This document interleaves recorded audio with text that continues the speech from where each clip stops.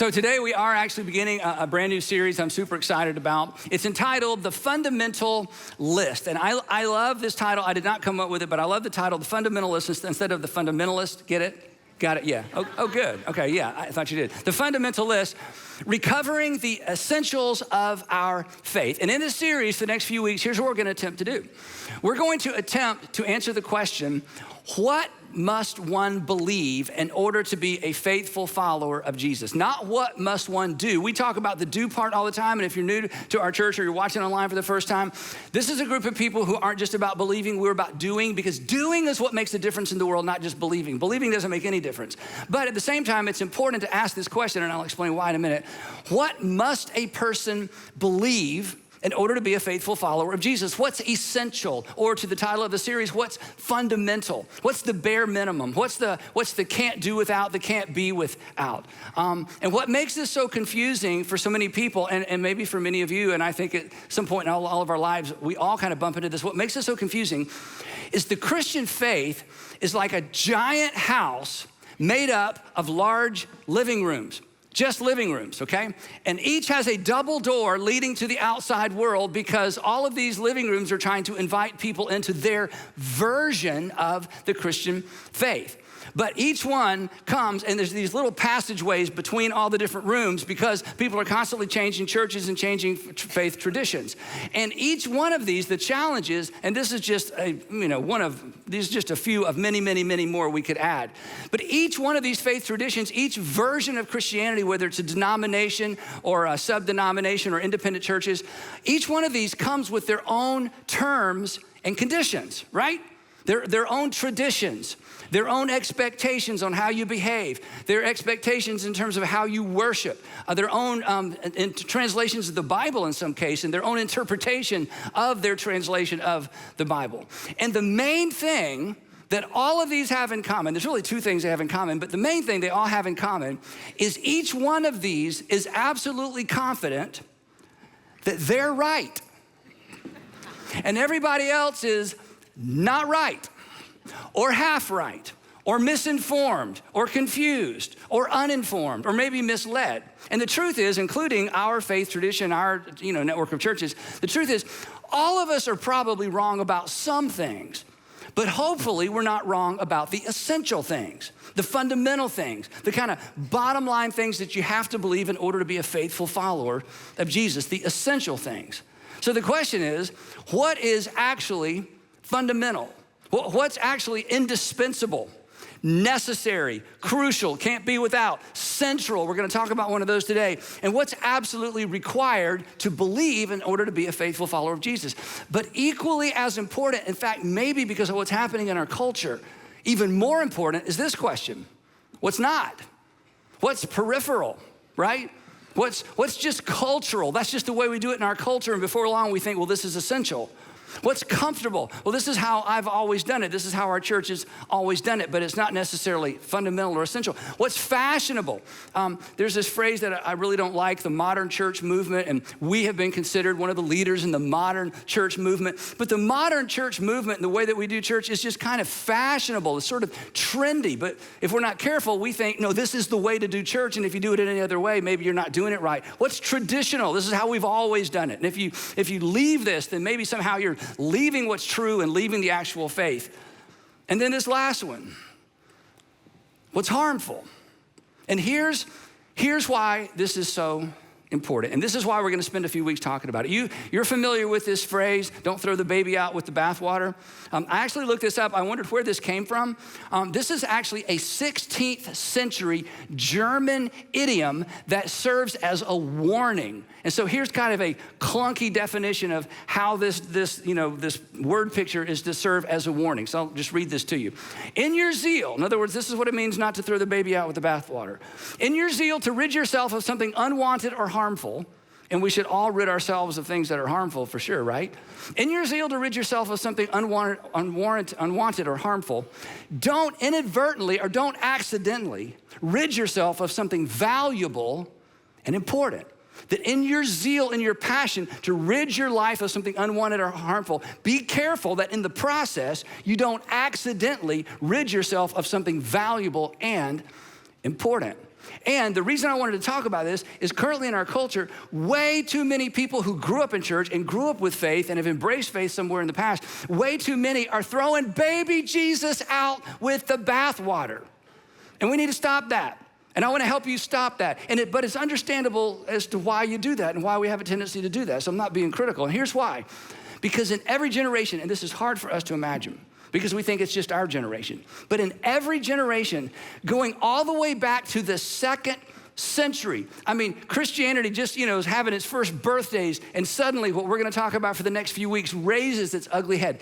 In every generation, new, novel, sometimes toxic, sometimes cruel, sometimes divisive, even dangerous teaching and opinions get woven into certain streams of Christianity.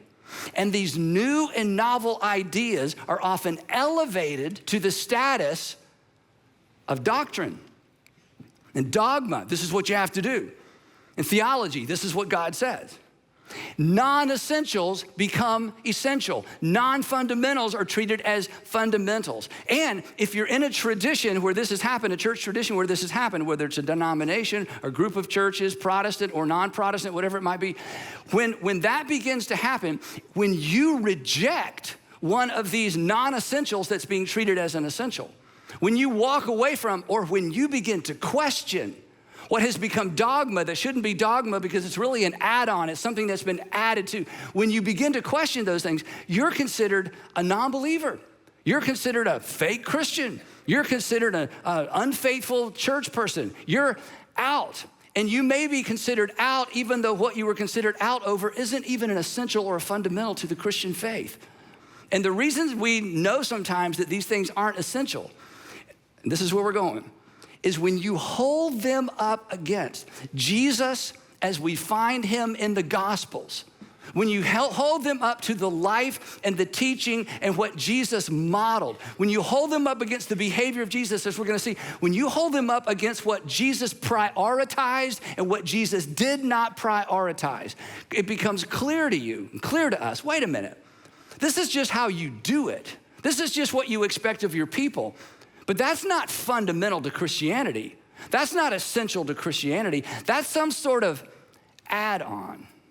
And sometimes these things, as many of us have experienced, they're not just not modeled by Jesus and not taught by Jesus. They're actually the opposite. Sometimes they're actually un-Christ-like, or worse, they're anti-Christ-like. And the reason they catch on, in fact, you know this. If I were to stop and say, why do you think these things catch on? You know how this works, right? We're adults, you're smart. The reason these things catch on, the reason these little things get threaded into certain facets or certain traditions of Christianity is because these new and novel ideas appeal to some group's self-interest. They confirm and fuel some sort of cognitive bias or some sort of bias, or they support a cultural movement, or as we've seen recently, sometimes they support a political agenda. And the thing that makes it so difficult to tease these things out and, ferret these things out is that 100% of the time, the leader or the leaders support these new and novel ideas, these non-essentials, with verses of scripture from the Bible. And they stand up and say, the Bible teaches and God says, and the Bible teaches and God says. And sure enough, if you look at their interpretation of certain scriptures, they have found a way to support these new and novel ideas. And if you don't go along with these new and novel ideas, you are actually going against the scripture. But then you actually open the Gospels, and once again, you follow Jesus through the Gospels, and you realize, wait a minute, my view may conflict with your view, but my view doesn't necessarily conflict with what I see in Jesus. Because oftentimes, and we're gonna talk about some of them, oftentimes, and again, I don't think it's necessarily anybody's fault. I don't think there's some sort of plot. I think it's just human nature. I gravitate toward the places where I'm accepted the most, and I gravitate toward the ideas that serve my purposes most. And if somebody can put chapter and verse on an idea that I'm already attracted to, well, my tendency is to be in. But what happens oftentimes, and we talk about this a lot around here, is that these new and novel ideas, these cultural ideas, these familiar ideas, even traditional ideas, they actually conflict with what the Apostle Paul called the law of Christ. And the law of Christ is this: It was his final command, his one command that superseded all the other commands.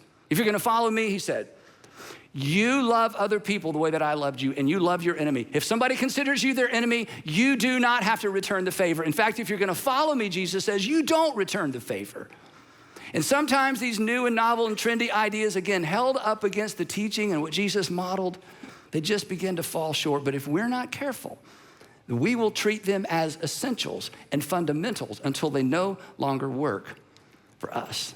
Sometimes these ideas justify and encourage a tone and a posture and an approach to life that is anything but Christ-like. And when this happens, and for some of you, this is your story, when this happens in a church tradition or a specific church or denomination or a network of churches, and all of a sudden you begin to feel a little bit uncomfortable, I'm not really sure about that, I'm not really sure about that, I'm not really sure that's what Jesus would do, I'm not sure that's how Jesus would behave. Mature, and you're mature, and honest people, they feel at times they have no choice but to leave the church. And then here's the catch. If the church they choose to leave, which represents a version of Christianity, if that version of Christianity is the only version they know, they feel like they have no choice but to leave Christianity entirely. In their zeal to separate themselves from something unhealthy or harmful, they separate themselves from something valuable and important. And maybe that's your story.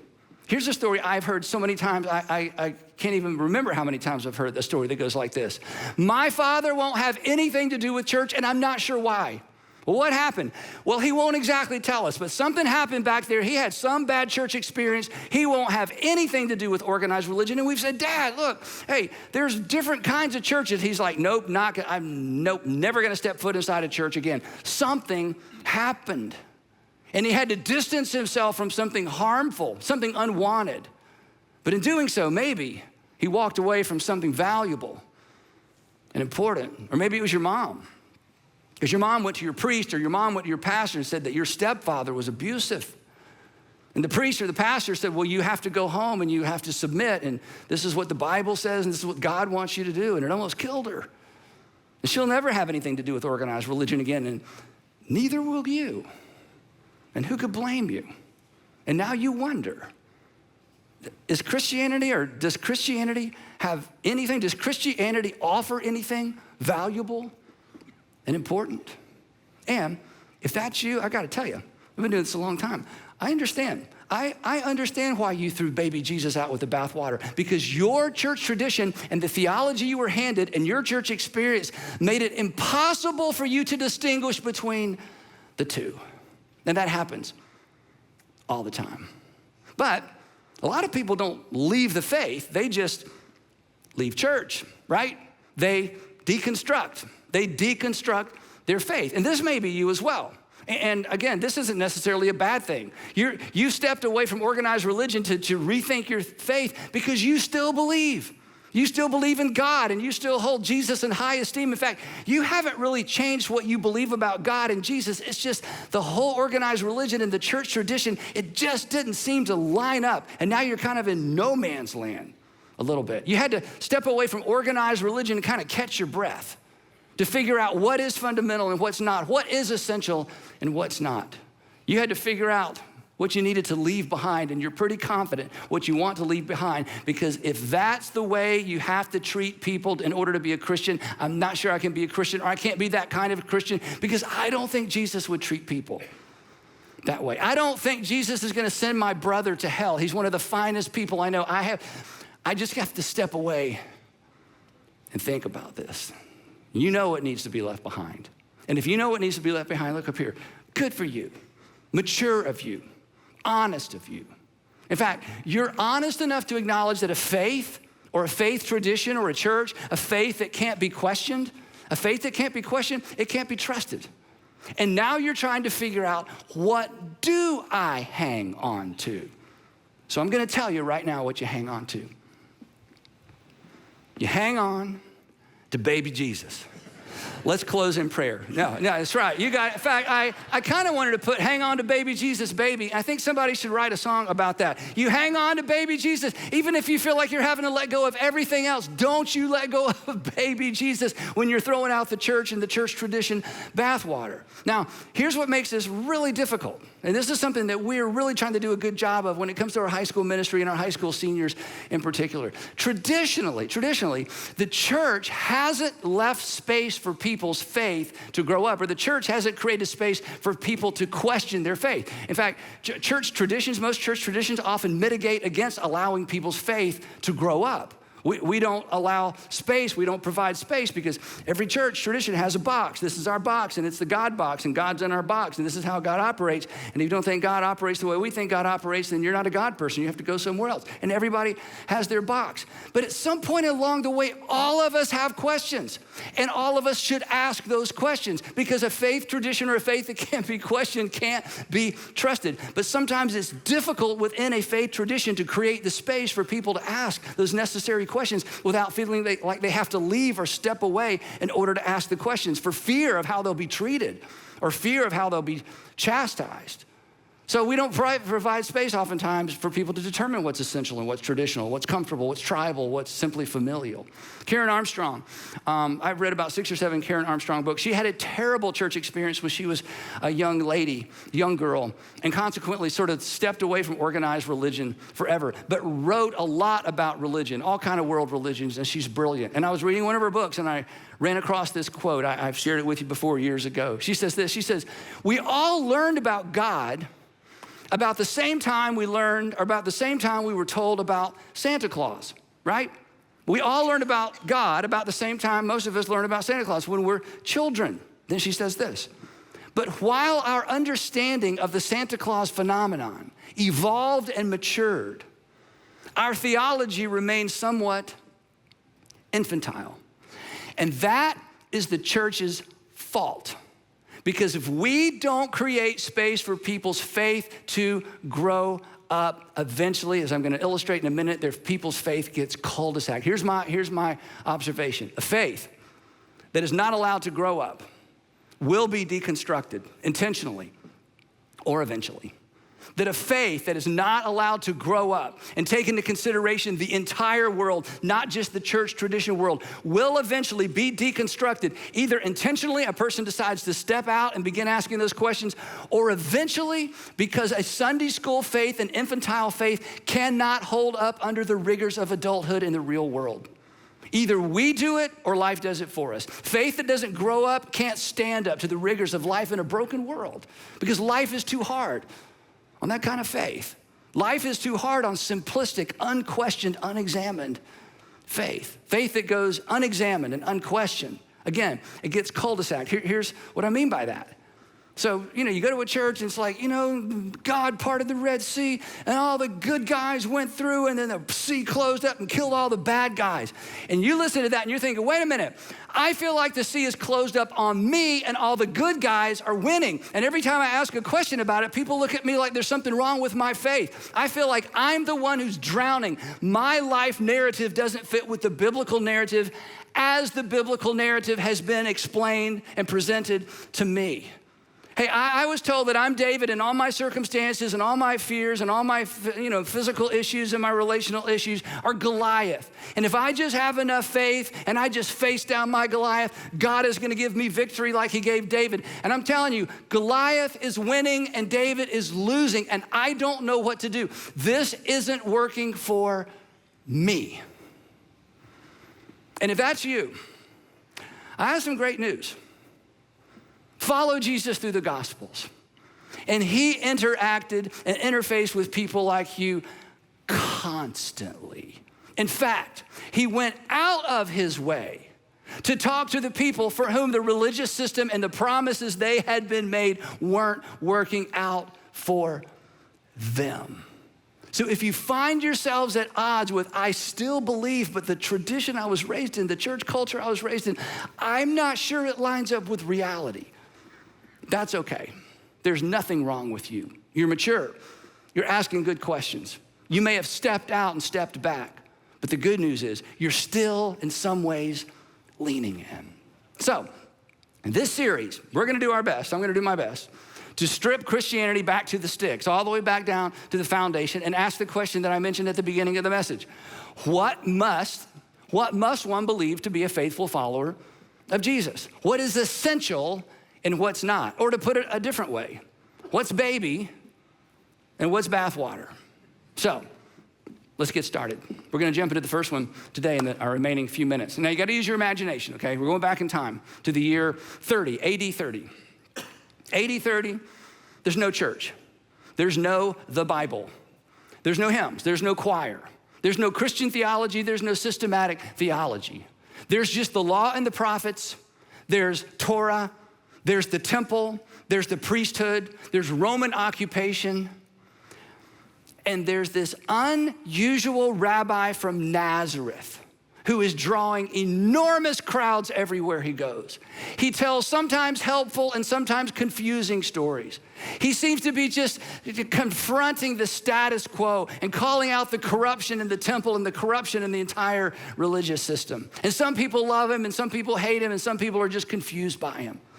And about 2.5 years into Jesus' ministry, we find him and his 12 disciples about 25 miles north of the Sea of Galilee in a region called Caesarea Philippi. It's a region with 2 names. It was named this way because Herod the Great named it after his son Philip. Philip got control, and then Philip renamed it for Caesar, Tiberius Caesar, so thus it has 2 names. It's the region with 2 first names. And maybe that's what sparked the conversation that takes place as far away from the big city of Jerusalem as they could possibly get. If you grew up in church or if you've been around here, you've heard this before. I want you to, if you could, just sort of isolate this story for a minute and sit in it with us, because we're about to discover the first and maybe the most important fundamental of the Christian faith. Here's what happens. When Jesus came to the region of Caesarea Philippi, he asked his disciples, so Caesarea Philippi, complicated history, we've sort of talked about all that maybe, but let's talk about me. Who do people say the Son of Man is? And he gives himself this title. This is a title you find in the book of Daniel. In the book of Daniel, Daniel talks about this Son of Man to whom God is gonna give the authority to judge all the nations of the earth. Big responsibility. And Jesus gives himself this title, Son of Man, either extraordinarily arrogant or perhaps true. So he says, on the street, what's the word on the street about me? A question you should probably not ask your friends, okay? But anyway, what's the word on the street? And getting the answer to this question right is a big deal. Getting the question to this answer right is fundamental. It's an essential. Otherwise, Jesus wouldn't have asked it. Our version of the question is this: who's Jesus? Or who do you think Jesus is? And they replied, here's how they replied. They said, well, here's what people are saying. Some say John the Baptist, who had been recently beheaded. In fact, that's one of the reasons they're up there. And others say Elijah, who died a long time ago, Jeremiah, who died a long time ago, or one of the other dead prophets. In other words, people think you're either reincarnated, some prophet, or maybe you've come in the spirit of some prophet who died a long time ago. Jesus is like, all right. They walk along. But what about you guys? Remember this part? But what about you, he said. Who do you say I am? You've been with me about 2.5 years. Who do you think I am? Now, this was important to Jesus or he wouldn't have asked. This is important to our faith. It's the question we have to ask. Simon Peter answered, because he always answered first, right? You read the Gospels. Simon Peter answered, you are the Messiah, the Son of the living God. And Jesus replied, don't get carried away, Peter.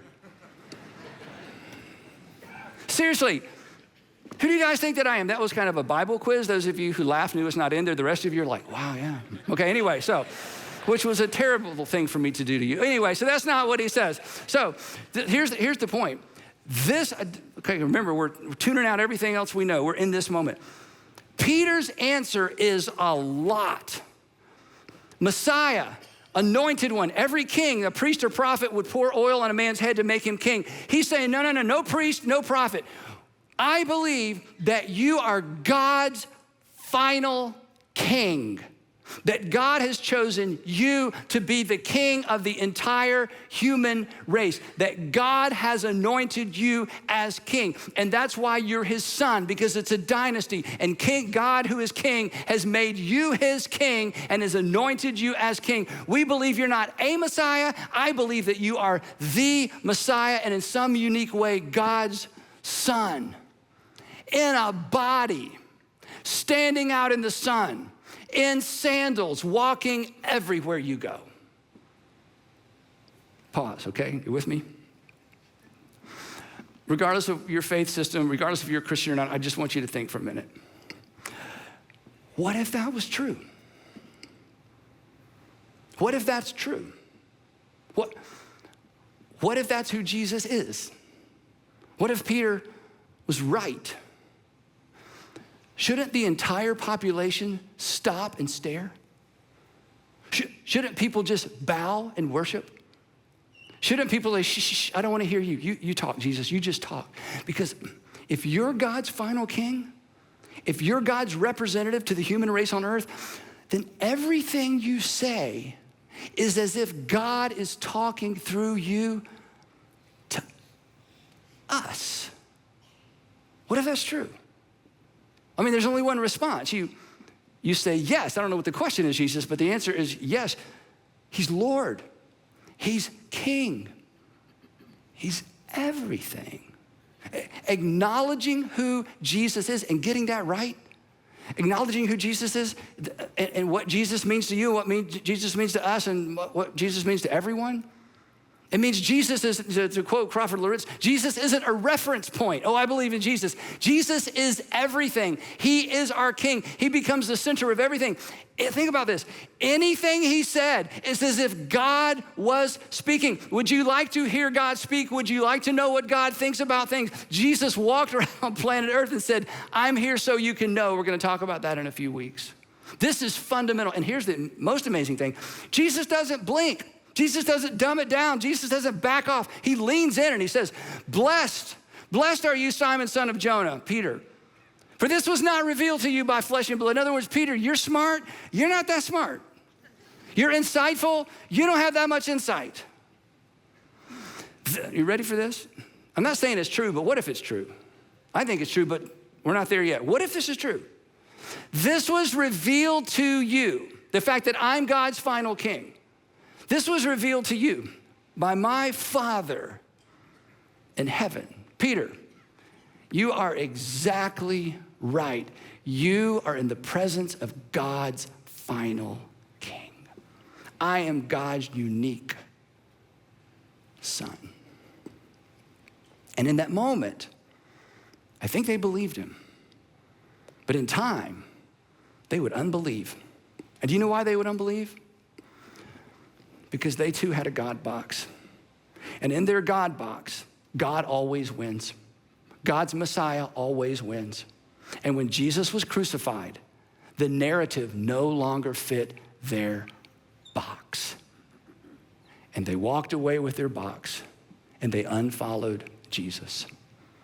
And yet these are the men that brought us the message, because when Jesus rose from the dead, they realized our box was too small. Our box was misinformed. Our box was ancient. Our box was traditional. We had no idea what God is up to, but when Jesus rose from the dead, all of that changed, and they refollowed and they changed the world, and that's why we're here today. Now here's a fun fact. This declaration, this is why we're talking about it first, that you're the Messiah, the Son of the living God. You ready for this? This is the only thing the church has agreed upon consistently since the beginning. The only thing. Not the way we baptize, do communion, sing, traditions, confess, everything. It is a free-for-all out there in terms of everything else. This is the only thing that the church has agreed upon since the beginning. It is fundamental. It is essential. And this one statement, the identity of Jesus, organizes and prioritizes everything else. It's why every single morning I wake up and get my Bible out and I read something that Jesus said or something that people who knew Jesus said about him. Because what a privilege. I mean, where else should I go? What else is there? What's more important than that? What's more significant than that? To hear the voice of God from God's final king. So, first on our fundamental list, because we're actually gonna make a literal list. Number one, here it is that Jesus is God's son and our king. That Jesus is God's son and our king. If you're gonna follow, if you're gonna be a faithful follower of Jesus, you have to start here. That Jesus, look up here, that Jesus is who he claimed he was. And they believed it in the moment, they unbelieved it later, because there's no way Messiah can die. And when he rose from the dead, they said, yes, we were right the first time. He's God's final king. And if that's true, and I don't want to jump into application because this is all about believe, not do, but I just want to throw this out. If that's who Jesus is, then what else can we do but submit? What else can we do but worship? What else can we do but say yes? Who are we to question? Because if God sent his son into this world because he loved the world and because God loved you and because he sent his son into this world to pay the sin debt that you could not pay, and you know that God is for you, and Jesus is God's king, what else do we do but bow down and worship, surrender, and to use the Jesus word, to follow? So it's imperative that we accept, submit to that, because everything flows from that. In fact, if you're clear about that, you're pretty much good to go. Because as we're gonna discover, everything else flows from that. In fact, if you get this right, everything else is just detail. But it's important detail. And we're gonna look at many of those details next time in part 2 of our series, The Fundamental List, recovering the essentials of our faith. Don't miss a single episode.